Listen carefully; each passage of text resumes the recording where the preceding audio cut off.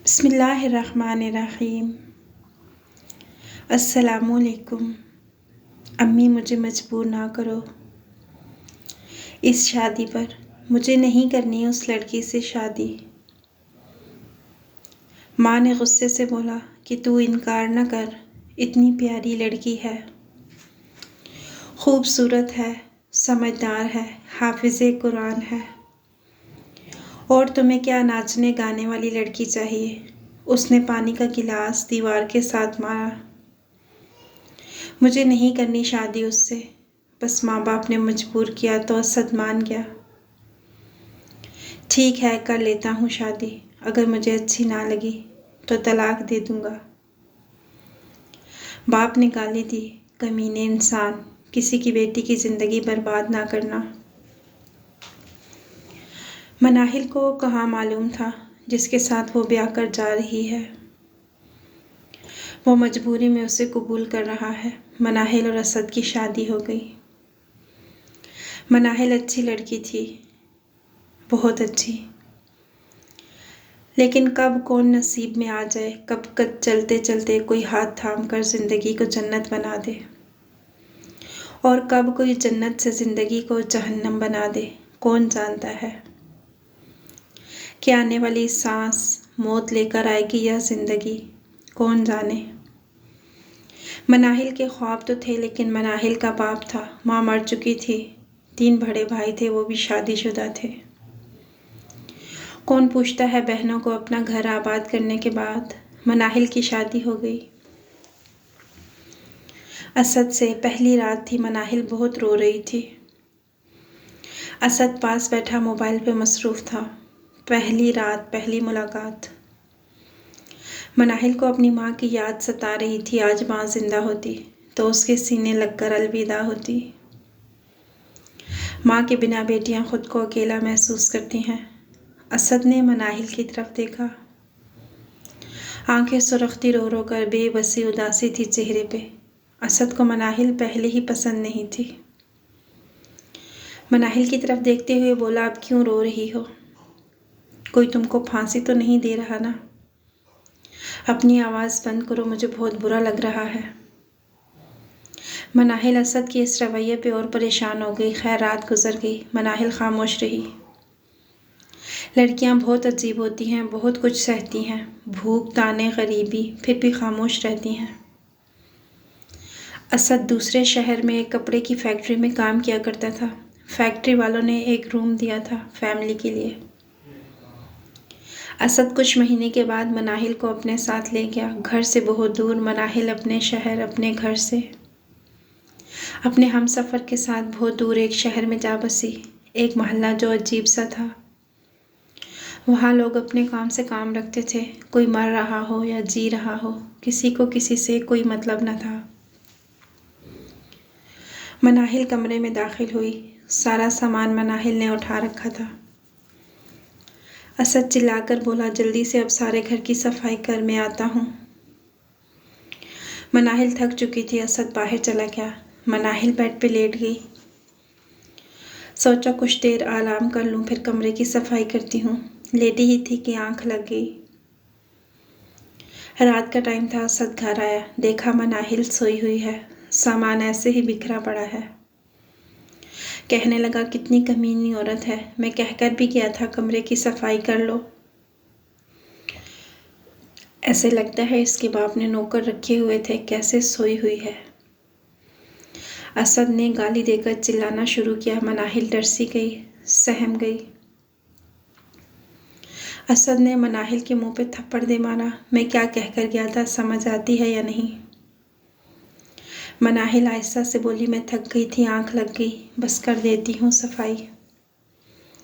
जल्दी से ब्रश पकड़ा, सफाई करने लग गई। थप्पड़ का दर्द मुंह पे नहीं, रूह पे हो रहा था। सफाई मुकम्मल की। असद खाना बाहर से लेकर आया था, खुद खाकर सो गया।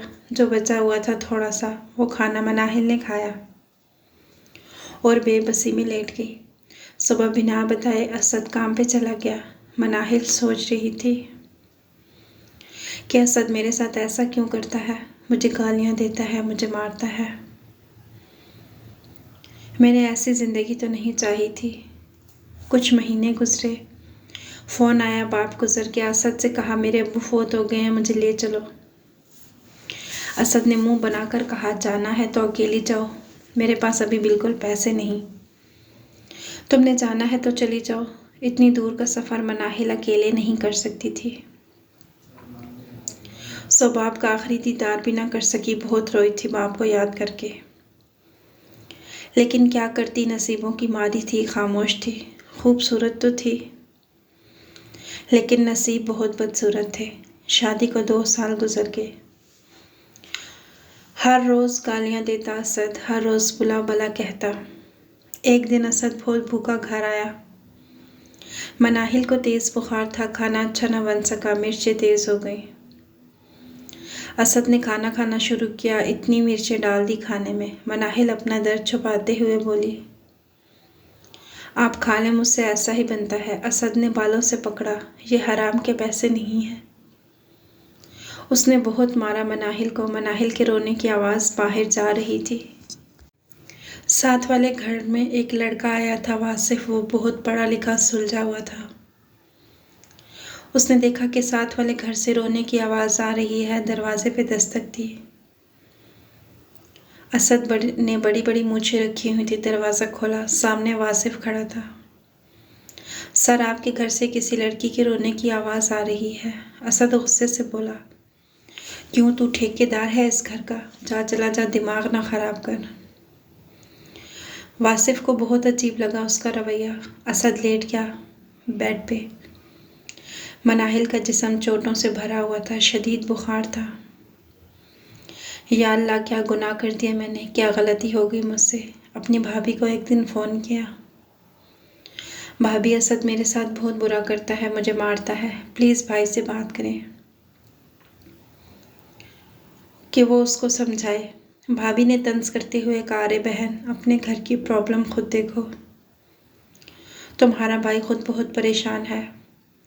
आजकल मर्द मारते तो हैं, बर्दाश्त करो। फ़ोन बंद हो गया।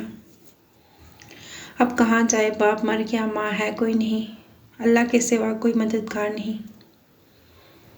असद का रोज़ का मामूल बन गया था। हर रोज़ किसी न किसी बहाने मनाहिल को मारता।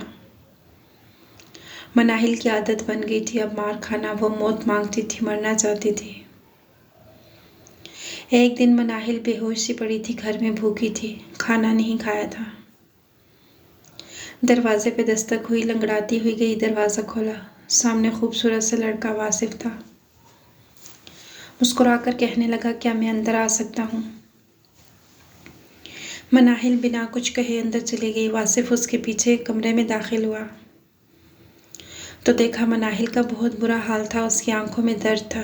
वो चीख चीख के कह रही हो कि मुझे बचा लो इस जहन्नम से। मनाहिल बहुत प्यारी सी लड़की थी और असद एक देसी टाइप। क्यों मारता है आपको ये बंदा? आप पुलिस को क्यों नहीं कॉल करती? क्यों आप जुल्म सहती हैं? वासिफ ने सवाल किया। मनाहिल रोते हुए बोली, आप कौन हैं?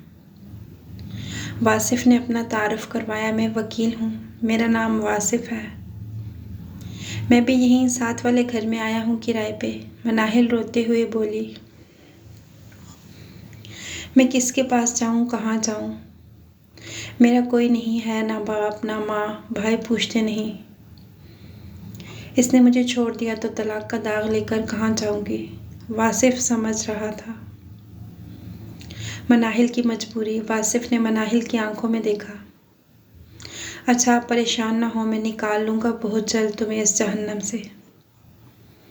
ये कहकर वासिफ चला गया। रात को असद आया। आज तो असद शराब पीकर आया था। वही रूटीन में गालियाँ दी, खाना खाया और कहने लगा, चल मेरी टांगे दबा। सारी रात दबाती रही असद को। असद सुबह उठा, मेरे कपड़े प्रेस किए या नहीं? मनाहिल जल्दी से बोली, बस नाश्ता तैयार कर लूँ फिर कर देती हूँ। असद ने गर्दन से पकड़ा मनाहिल को, सांस बंद कर दी और कहा कि तू मर जाएगी ना तो मेरी लाइफ बन जाएगी। बड़ी मुश्किल से मनाहिल ने अपनी गर्दन छुड़वाई। असद तैयार हुआ, काम पे चला गया। मनाहिल दरवाजे पे देख रही थी। वो जैसे इंतज़ार कर रही थी वासिफ का। दस्तक हुई तो मनाहिल दौड़ते हुए दरवाजे की तरफ आ गई। वासिफ हाथ में एक शॉपर पकड़कर घर में दाखिल हुआ। मनाहिल जाओ शॉवर लेकर आओ। मनाहिल ने पूछा लेकिन क्यों? वासिफ प्यार से कहने लगा अरे जाओ तो। मनाहिल नहा कर आई तो बहुत प्यारी लग रही थी। वासिफ ने शॉपर से बिरयानी का डिब्बा निकाला। बहुत भूख लगी है, जल्दी से खाना खाते हैं। मनाहिल खाने लगी। इतने मज़े की बिरयानी होटल से लेकर आए हो? वासिफ मुस्कुराने लगा। जी नहीं, खुद बनाई है मैंने। आप क्या समझती हैं कि वकील को खाना बनाना नहीं आता? मनाहिल बहुत खुश थी, बहुत ज़्यादा। वासिफ के रूप में इसको ज़िंदगी नज़र आने लगी। वासिफ बहुत बातें करता मनाहिल से। मनाहिल वासिफ को याद करते हुए असद के सब जुल्म सह जाती। दूसरे दिन वासिफ आया। मनाहिल एक बात कहूँ? मनाहिल ने प्यार से कहा। हाँ बोलें। मुझसे शादी करोगी? मनाहिल की आंखों में आंसू आ गए। वासिफ ना खेले मुझसे, मैं पहले ही बहुत दर्द में हूँ। अगर आपको मेरा जिस्म चाहिए तो जो करना है कर लो, लेकिन मुझसे खेलना नहीं। वासिफ ने मनाहिल के चेहरे को हाथों में लिया। मनाहिल, वासिफ गैरतमंद मर्द है, ऐसा कभी ना सोचना कि वासिफ खेलने आया है। अच्छा सुनो, मैं कुछ दिन के लिए वापस गांव जा रहा हूँ। अपना ख्याल रखना, आऊँगा तो तुम्हें छुड़वा लूँगा इस इंसान से। मनाहिल का दिल बुझ गया। वासिफ ना जाओ छोड़कर। वासिफ कहने लगा अरे यकीन रखो कुछ नहीं होगा, 5-6 दिन में मैं आ जाऊँगा। अपना ख्याल रखना। मनाहिल की आंखों में आंसू जारी थे। वासिफ को दरवाजे में खड़े होकर जाते हुए देख रही थी। देखते देखते वो आंखों से ओझल हो गया। रात हुई, असद घर आया, खाना खाया। मनाहिल खामोश थी। असद ने गाली दी, चुप क्यों है? कौन मर गया है तेरा? मेरी ज़िंदगी जहन्नम बना रखी है तूने। चल मुझे दबा। मनाहिल खामोश रही। उसे वासिफ के जाने का दुख था, वो ख्यालों में गुम थी।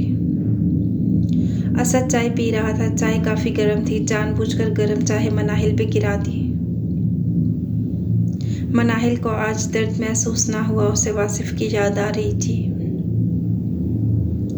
किसी मोहल्लेदार ने असद को बताया कि उसकी बीवी का चक्कर था साथ वाले घर के लड़के के साथ, तो असद बेकाबू हो गया। मनाहिल को बहुत मारा, इतना मारा कि मनाहिल बेजान सी हो गई। असद मार रहा था, मनाहिल अब रो भी नहीं रही थी। खून से लथपथ मनाहिल को आधी रात को उठा के घर से बाहर फेंक दिया और तलाक दे दी। मनाहिल गली में बेहोश पड़ी थी। उसका जिस्म बहुत ज़्यादा जख्मी था।